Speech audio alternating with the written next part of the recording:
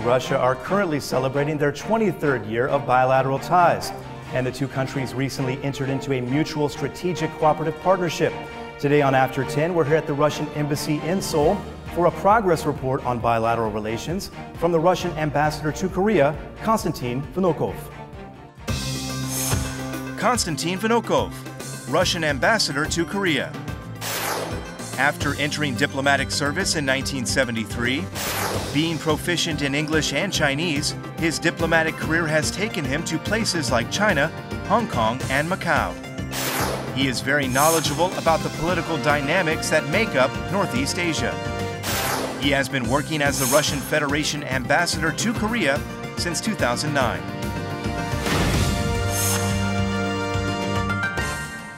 Ambassador Vnukov, thank you very much for taking time to speak with us today. We appreciate it. It's my great honor to be the guest of Arirang TV, which is one of my favorite and best channels. I am very happy to be to have this audience not only in my beloved Korea, but also in Russia and many other countries. And as you're probably aware, Arirang TV is broadcast in Russia. Yes, I know. Even at my home in Moscow. Right, throughout Yes, Central I have Russia. A chance to have a look here. And Siberia. It's and actually and the Far broadcast East. with Russian subtitles, correct? Yes, absolutely. There are very likely many Russian viewers watching right now. What message would you like to convey to them? Maybe 3 words: peace, happiness, and prosperity. That's I'm addressing to everybody, both in Russia, in Korea, and in other parts of the world. To Russian viewers who may not have a full understanding of the Korean Peninsula, what would you like to tell them about Korea? What would you like them to know about Korea? It's a very unique country, and the Korean Peninsula is not so far from Russia. We are neighbors, and the Russian Far East is only 1 hour and several minutes by flight from Seoul. So I think I am to invite more Russian people to come to Korea, to come to the peninsula, and to admire this beautiful piece of land. Now, this may sound like a basic geography question, but is Russia considered to be an Asian country or a European country? It's a very curious question. I will start with my personal history of my family. I'm Russian, and both my mother and father, they were, unfortunately, they passed away. They were Russians, but their predecessors, they came from, on the mother's side, from Asia. They were Russian Cossacks living near Baikal Lake, very famous Baikal Lake. And absolutely different situation with my father. His grandpa and grand-grandpa, they lived in the central Russia, maybe 600 kilometers from Moscow to the south in Voronezh area, which is very 100% Russian European area. But anyway, I have Russian blood, but with a very specific situation. I was born, by the way, I was born in Ukraine when my father, he worked there. And I spent the whole of my life in Moscow and China. I am a specialist on China, so as a diplomat, I spent more than almost 20 years in China. But so it's very common situation in our society. So we have a lot of people who were born in European part or Asian part, and geographically it's very difficult to say with some kind of certainty, because European part consists of 1/3 of the territory, but with a main potential, I mean industrial potential and scientific potential, but 2/3 belongs to Asia. So our task and our strategy of my president and my government is to develop these vast areas with a huge reserves, to develop it in a very quickest way, and to not to waste time and to integrate in Asia Pacific. So we are making tremendous efforts for several very important projects like Eurasian projects. Recently, we formed a very important union. This is the customs union, signed or formed by 3 countries: Russia, Kazakhstan from Asia, and Belarus from Europe. So this is only the beginning of our Eurasian great projects.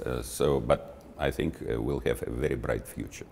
So maybe not such a basic geography question there, maybe more complicated. Yes, absolutely, Yeah. absolutely. As a Eurasian country, Russia, of course, has a vested interest in both Europe and Asia.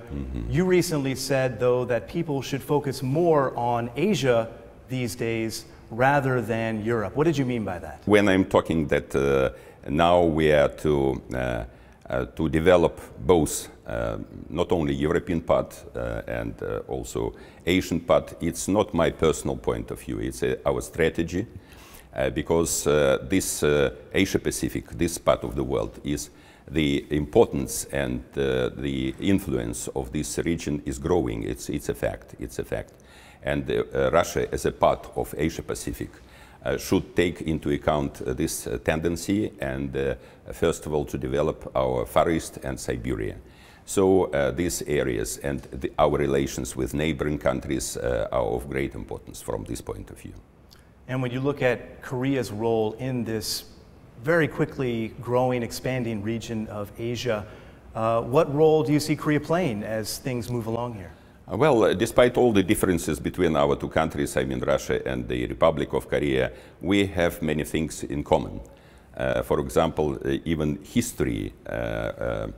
We made a tremendous efforts, first of all, to modernize our societies and to go ahead with the development of democratic principles in our societies.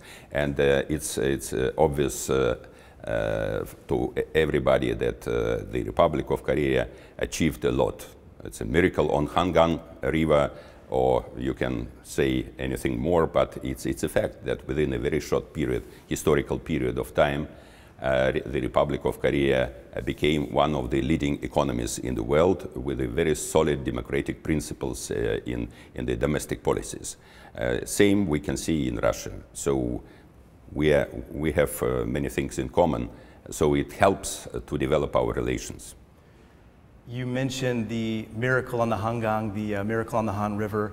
President Park Geun-hye has said she wants to bring about a second miracle on the Han River. I know you met with President Park Geun-hye several recently. times. Several times, yes. In your conversations, what have you talked about? Well, I was very much interested in our talks. We touched upon many topics, and President Park, at that time when we met before, she was the member of the National Assembly, and she was very much interested. It was my great honor to introduce Russia, to introduce to her our relations and the present situation, future of our relations, and many serious projects. We are working on these projects, and she paid great attention to this, to our talks, and I hope that it will play a very important role in future, because she knows, even in small details, she knows our relationship and our strategic partnership. Diplomatic relations did begin 23 years ago, and yes, in 2008, Russia and Korea agreed to enter into this mutual strategic cooperative partnership. However, there are some concerns out there that Korea's relationship with Russia hasn't quite developed at the same pace as Korea's relationship with countries like China or Japan or the United States. What are your thoughts when you hear those concerns? Well, actually, we are very much satisfied with the fact that within a very short historical period of time, only 23, less than 23 years, we achieved a lot. First of all, we started from zero ground, and it was the end of the Cold War, but within this short time, we established a good relationship, and we have a very solid legal basis. We signed more than 50 bilateral state-to-state and government-to-government agreements, and we are continuing this job.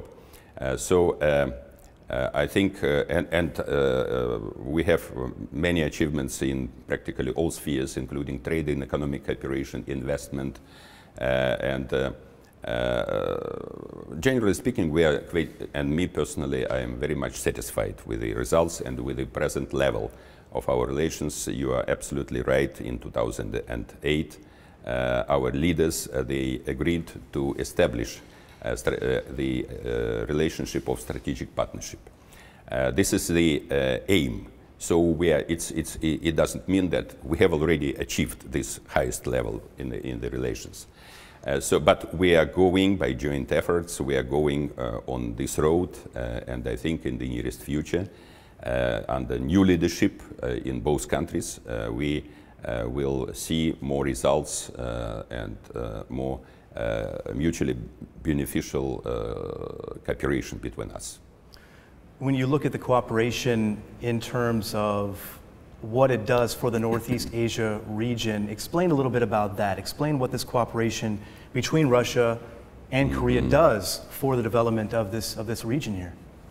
Of course, we have both bilateral dimension in our relationship and multilateral, and we are very happy that now, I mean, the Russian Federation, our foreign policy is based not as a foreign policy of the Soviet Union. At that time, it was based on the ideology, but now it's based on the national interests. I'm very happy that we don't have any conflict of interests between the Republic of Korea and the Russian Federation.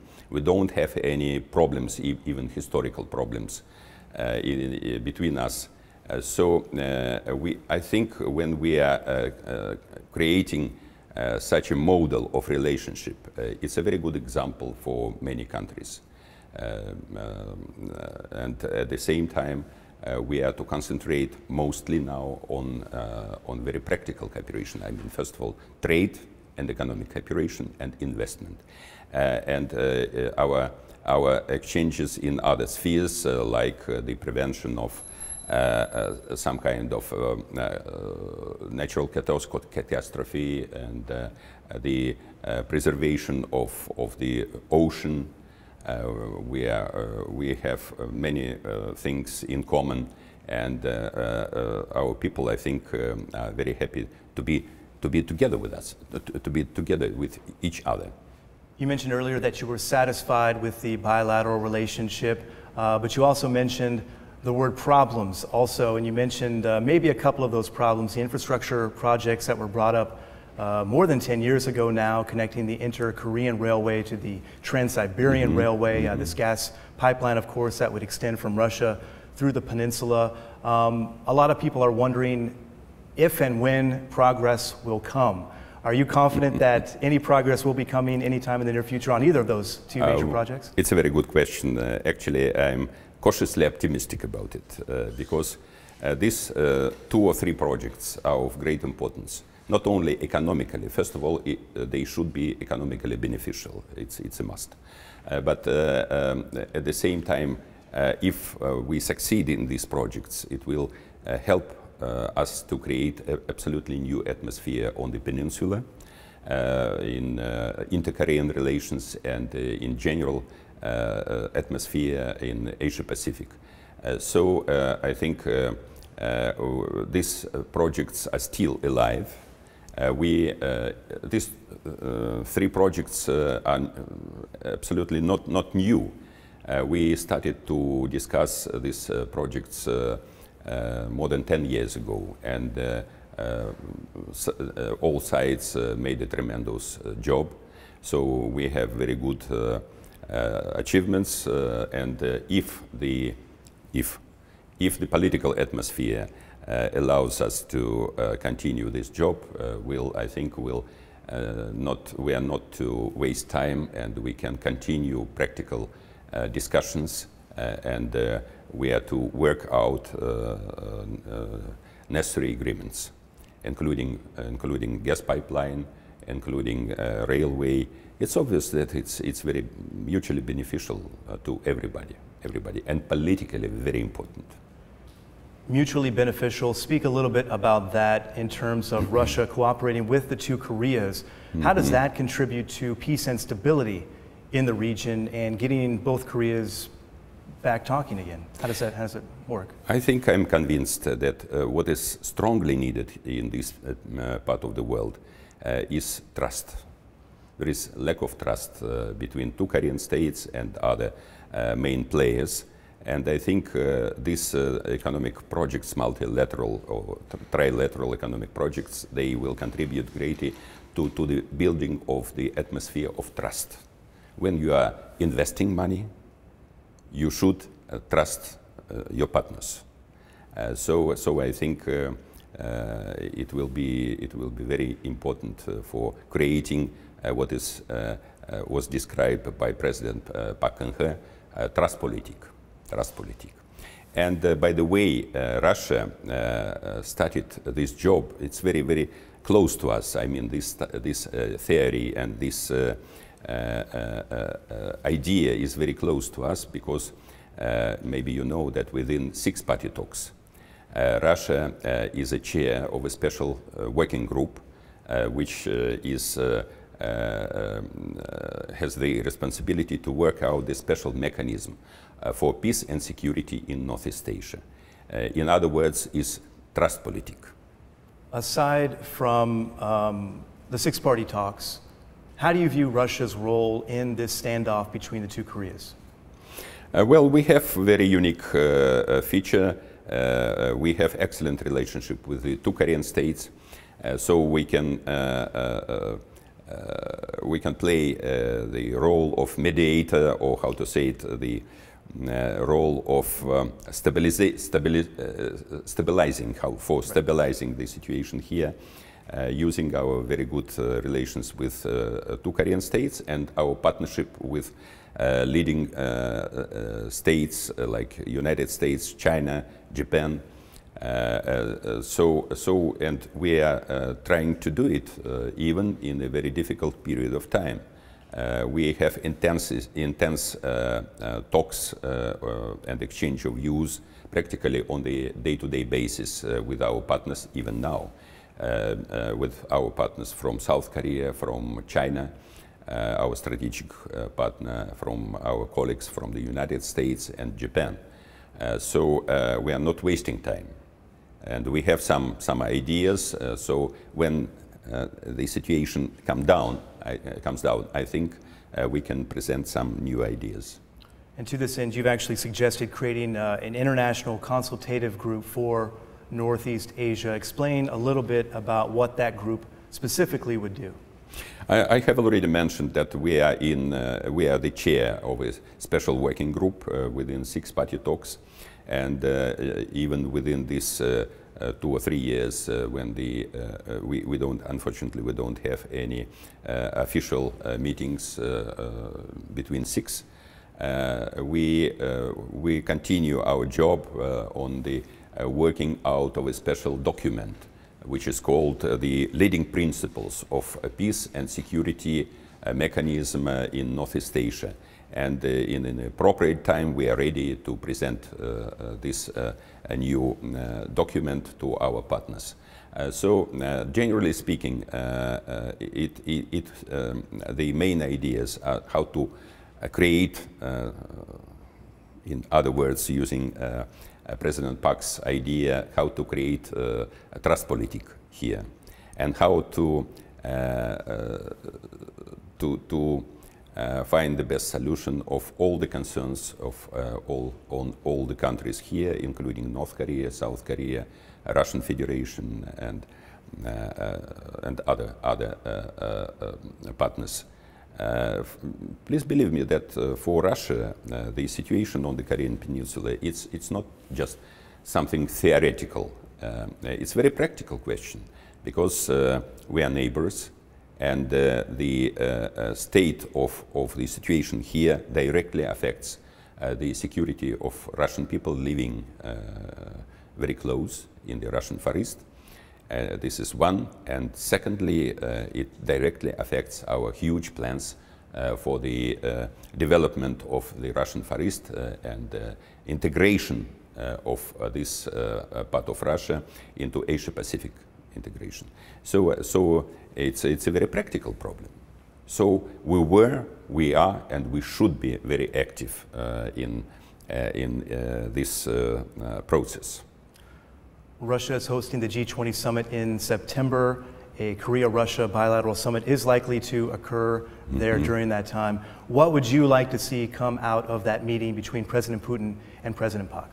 This is my job and the job of my colleagues now. We are convinced that if we are to talk about the new or the first Russian-Korean summit, we are to prepare a very good package of agreements. It's the style of our leaders. I can tell you that it's not only the working style of President Putin, but as I know, same attitude we can see from President Pak. So Russian side, Russian embassy and Ministry of Foreign Affairs and our Korean partners, we are now working on this package of documents. And we can see, I think, very interesting ideas and very interesting documents and agreements. I can give you one example which is of great importance to our two nations. We are on the final stage of the intergovernment agreement on visa-free regime between our two countries for all kinds of passports with a duration of 30 days. But some people, they insist 30 days not enough, maybe 90 days. Me personally, I'm not against. I'm in favor of visa-free regime. It was my idea, personal idea. And I'm very happy that we are very close to the final decision. So if our two presidents during their summit, if this kind of agreement is signed, it will help a lot for our people, for traveling, with many purposes, like tourists, like medical tourists, is very popular among Russian people, and scientific, youth exchanges, students, everybody, and of course, first of all, business people. So maybe early next year we'll have an absolutely new atmosphere. We will certainly be watching. Ambassador Vnukov, thank you very much for taking time out of your busy schedule to speak with us today. We appreciate it. It's my great honor and pleasure. Thank you very much. Thank you. Thank you.